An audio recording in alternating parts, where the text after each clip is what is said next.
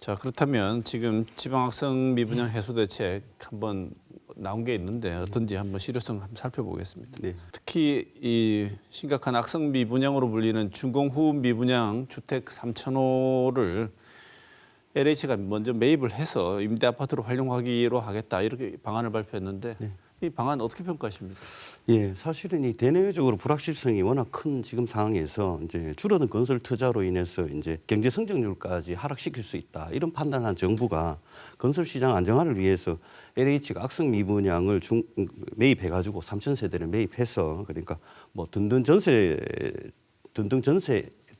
같은 임대주택으로 활용한 후에 6년 후에 분양 전환하겠다는 것을 발표했는데 사실 몇 가지 좀 실효성에 의문이 가는 게 있습니다. 첫 번째, 수도권을 제외한 지방의 악성 미분양 물량이 17,000호가 넘습니다.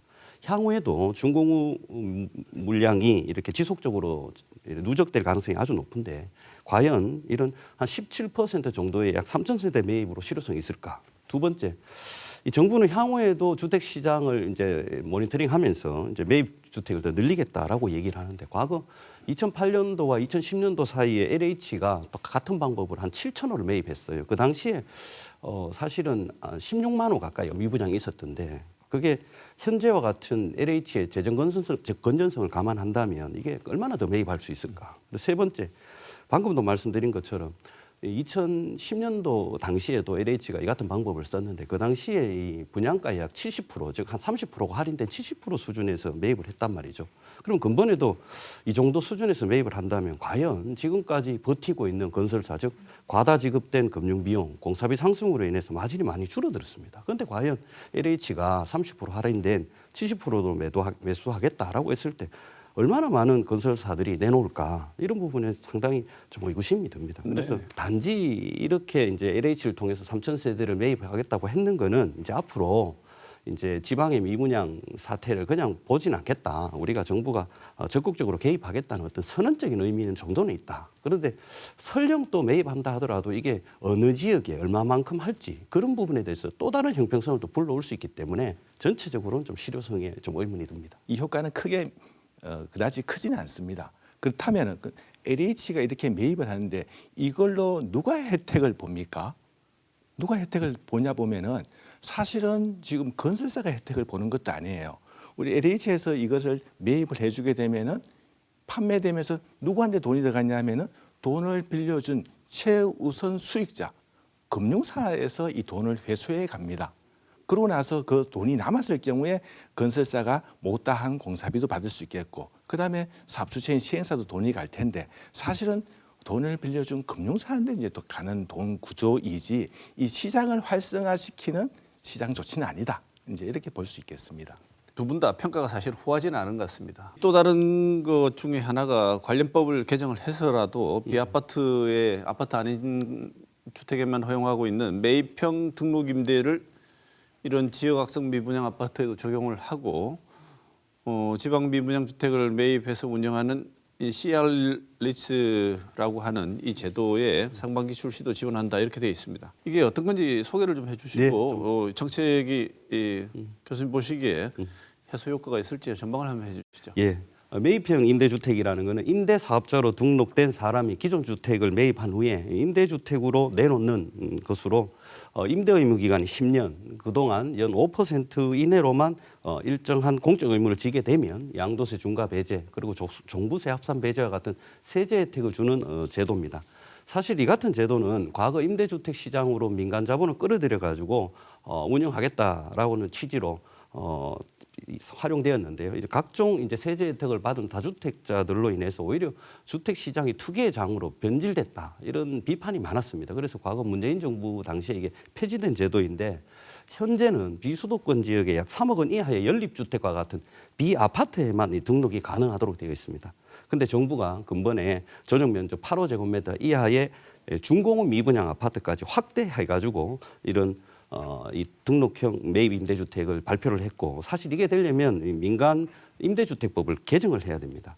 사실 앞서도 방금 말씀드린 것과 같이 공적 자금이 아닌 민간 자본을 끌어들여 가지고 주택 시장을 안정하겠다는 취지에는 전적으로 공감합니다. 다만 악성 미분양 물량으로 전락했다는 것은 투자 가치로서 매력이 떨어졌다라고 볼 수가 있는데 과연 개인 투자자들이 연 5% 그리고 10년이라는 의무 임대 기간까지 지면서까지 이 개별 투자자들의 요구 수익률을 충족시킬 수 있는 매력적인 투자 상품이 얼마나 있을까. 그래서 매입형 임대주택에 대해서도 의구심이 듭니다. 그리고 이 CR 리츠는 기업 구조조정 리츠라고 하는데 일반인들한테 좀 낯설 겁니다. 이 리츠에 대해서 간단하게 설명을 드리면 리츠는 투자자들로부터 자금을 이제 모아가지고 부동산에 투자한 뒤에 배당 수익 명목으로 수익을 배분하는 어떤 그런 간접 투자 형태입니다.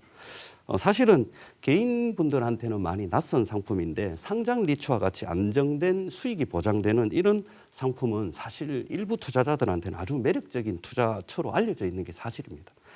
CR 리츠는 사실 1997년도에 이런 기업 구조조정을 위해서 도입된 취지고 또 이런 CR 리츠는 이런 금융위기와 같이 조금 경기 상황이 안 좋을 때만 구원투수처럼 등판하는 그런 상품이다라고 생각하시면 됩니다. 이 같은 이유로 주택 건설 시장 활성화를 위해서 정부가 또다시 CR 리츠를 발표했는데요. CR 리츠라는 거는 이제 앞서 말씀드린 대로 리츠의 조금의 변형인데 이제 다수 투자자들로부터 자금을 모아가지고 미분양을 사들인 뒤에 임대로 운영하다가 시장 상황이 좋아지면 분양 전환해서 수익을 내는 구조입니다. 이 정부가 CR 리츠가 시장에 많이 참여하도록 하기 위해서 이 CR 리츠가 현재 인가제입니다. 아주 까다로운데 이걸 등록제로 전환하고 또 이 CR 리츠가 미분양 주택을 매입하고 임대할 경우에는 취득세라든지 종부세 이런 세제 혜택을 적극적으로 주겠다라고 얘기를 하고 있는데 결과론적으로 CR 리츠를 통해서 건설사들을 구하겠다는 겁니다. 그러나 이것 또한 한계가 있습니다. 왜냐? 이 CR 리츠의 목적은 이게 공공복리 증리이 아닙니다. 바로 수익 창출입니다. 앞서도 매입형 등록 임대주택과 똑같이 과연 지방의 미분양 주택이 우량 매물일까? 그렇게 생각한다면 저는 이 CR 리츠 또한 정부의 노력에도 불구하고 사실 시장에 참여하는 CR 리츠는 제한적이고 그 정책의 실효성도 좀 낮다 이렇게 보고 있습니다. 네. 그 실효성에 대해서 제가 조금 더 설명을 드리면은 민간 매입 임대 등록 이 사업자 제도가 이제 폐지가 됐는데 과거 부동산 급등이고 그다음에 이게 투자 수단으로 변질됐을 적에는 그렇게 폐지를 했다면은 지금같이 이 어려운 상황에는 이 민간 임대 등록 사업자를 부활시켜 줘야 됩니다. 그런데 이번에 놓은 제도가 뭐냐면은 준공 후 미분양 아파트에만 한정하겠다는 거죠. 이미 준공 후 미분양 아파트는 이 악성 매물로 낙인 찍혀 있는데 과연 수익이 나지 않는 이걸 누가 살 것이냐. 그렇 놓고 보면은 미분양 아파트 전체로 좀 확대할 필요가 있겠고요. 두 번째 이제 CR 리츠도 마찬가지인 게 벌써 지난해 발표하고 10개월이 넘어가 있습니다만은 지금 2건 정도 또 1000세대 미만으로 해가지고 들어와 있는데 이마저도 아직도 신청은 했지만 등록 허가가 나지 않았습니다. 그래서 1년이 다 되어 가도록 이렇게 제대로 이렇게 되고 있지 않는 이런 현상을 감안했을 적에는 이 CR 리츠에도 제대로 된 투자를 했을 적에 수익이 나지 않는 구도이기 때문에 좀 더 정책적인 완화를 추진해 줘야 된다 이렇게 보여집니다. 네. 여당에서는 송 여사님 네. 지금 비수도권에 한해서 DSR 규제 완화 한시적으로 완화하겠다 이런 방안 검토하고 정부에게 전달했고 금융감독원에도 요청을 했는데 이번 대책에서는 빠져 있습니다. 어떻게 평가하십니까? 네, 지금 우리 부동산 정책이 뭐냐 하면은 그 실수요자 위주의 부동산 정책이고요. 무주택자가 집을 사라. 그다음에 이제 DSR 배제도 뭐냐 하면은 DSR이란 뭐냐 하면은 소득이 많은 사람이 집을 사야 된다. 이런 정책입니다. 근데 어떻게 보면은 지금 부동산 경기도 어렵고 무주택자가 그다음에 소득도 높지 않은 사람이 집을 살 수 없는 이런 환경이에요. 그렇다고 하면은 이 부동산 시장이 침체되어 있는데 이것을 좀 더 활성화하려고 하면은 핵심이 뭐냐? 우리가 대출 규제를 좀 완화해 줘야겠고 그다음에 세제 부담을 완화시켜줘서 이 수요 촉진을 해줘야 되는데 이 알맹이는 빠져 있고 그래서 우리가 시장에서는 이번에 속빈 강정이다. 사실 알맹이가 없는 부동산 정책이다. 이렇게 평가를 하고 있습니다. 이 교수님 DSR 규제 빠진 거 어떻게 평가하십니까? 예, 사실은 정부가 지금 너무나 잘 알다시피 대외적으로 이런 불확실성이 많은데 당분간 또 실질 소득이 증가할 요인이 잘 보이지 않습니다. 그런 상황에서 부동산 경기가 침체된 지방 거주자들한테 빚내 가지고 집 사라라고 얘기하기는 상당히 좀 부담은 느꼈을 것 같습니다. 저도 향후에 어떤 이런 경기가 반등하거나 또는 더 이상 나빠지지 않을 거라는 판단이 설 때까지는 사실은 그 시점 이후에 DSR 완화를 이제 생각하는 게 조금 좀 더 바람직하지 않나, 좀 신중하게 접근하는 게 맞지 않나, 뭐 이런 생각이 듭니다. 그러나 우리 이 지방의 이 미분양을 해소하려고 하면은 실수요자만 가지고 이 미분양을 해소할 수 없다는 거죠. 그렇게 놓고 보면은 이 미분양 아파트를 취득할 때만큼은 그도 DSR을 좀 배제해 줄 필요가 있지 않느냐, 이렇게 우리가 민간에서 요구를 하고 있는 겁니다. 네.